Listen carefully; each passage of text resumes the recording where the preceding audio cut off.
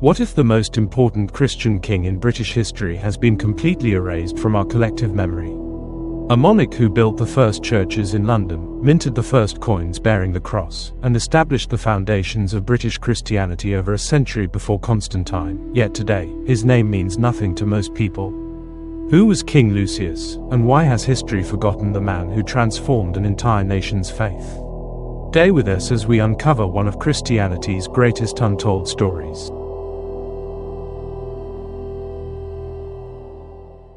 Welcome to Uncovered Biblical History and Traditions, the channel dedicated to lost stories of the biblical past. Discover stories of pre-Christian historical roots, biblical legends, lost church history, and forgotten historical characters of faith. It is very helpful if you hit the like, subscribe, and share. Help build my channel, and let's take a look together into these uncovered forgotten tales. The year is 179 AD, and something extraordinary is happening in ancient Britain. King Lucius, ruler of the Britons, is about to reshape the religious landscape of his entire kingdom. But this story doesn't begin with the king himself. It starts with three remarkable men who would carry his vision forward: Bishops Avalon, and Fagin. These weren't just any religious appointees. Avalon, in particular, had a fascinating backstory.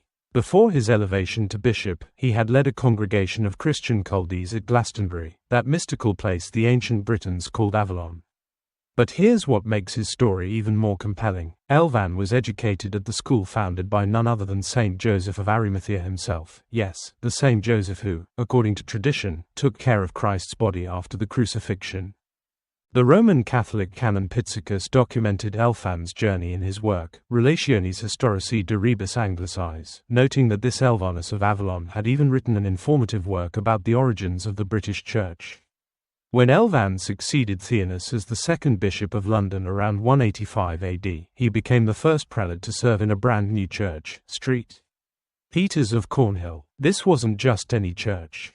It was built by King Lucius himself in memory of Saint Peter, and it would remain famous throughout the centuries of Christian history. But let's rewind a bit. What drove these three bishops, Avalon, and Fagin, to journey from Winchester to the sacred Isle of Avalon? They shared King Lucius's deep affection for this holy place and sought to restore it to its original conception as founded by Saint Joseph and his 12 companions. When they arrived at Avalon, they discovered something extraordinary. Geoffrey of Monmouth, the medieval historian, documented what they found with vivid detail.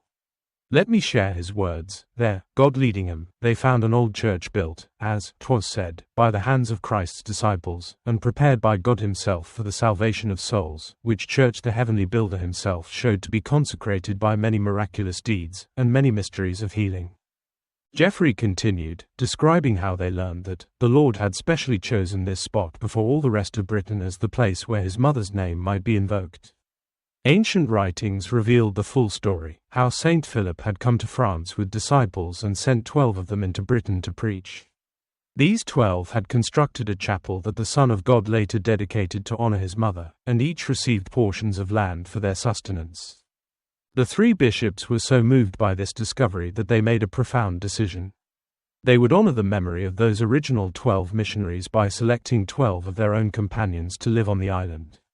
With King Lucius's approval, these 12 lived as anchorites, hermits scattered across the island, yet they would regularly gather in that old church to celebrate divine worship together.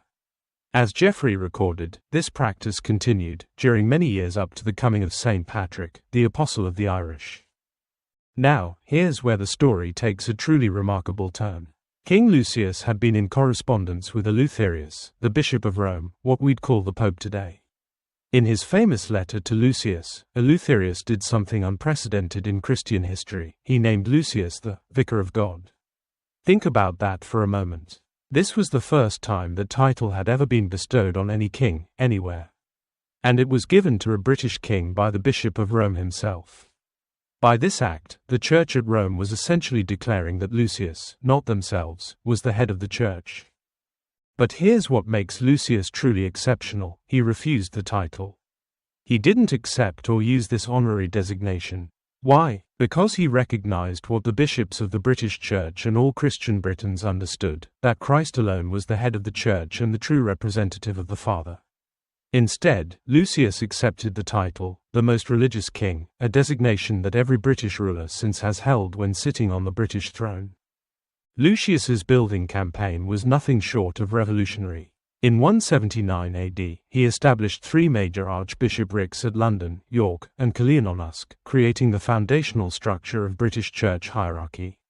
That same year, he built the historic St. Peter upon Cornhill in London, installing Avalon as its first bishop. What's fascinating is that we know exactly what this church represented because a historical tablet from its original walls survived the Great Fire of London in 1666, a fire that almost completely leveled the ancient city. That tablet, preserved over the mantel of a fireplace in the vestry, tells us everything. It reads, "Be it known to all men that the year of our Lord God 179, Lucius, the first Christian king of the land, then called Britain, founded the first church in London, that is to say, the church of St. Peter upon Cornhill." The inscription continues, noting that Lucius founded there an archbishop's see and made the church the metropolitan and chief church of the kingdom, and that this arrangement endured for 400 years until St. Augustine arrived. It even records that the years of his reign were 77 years. But Lucius didn't stop with London. He founded churches at Llandaff, at Cardiff, still referred to today as Lucius's Church, and the beautiful St. Mary de Lode in Gloucester, where he would eventually be laid to rest.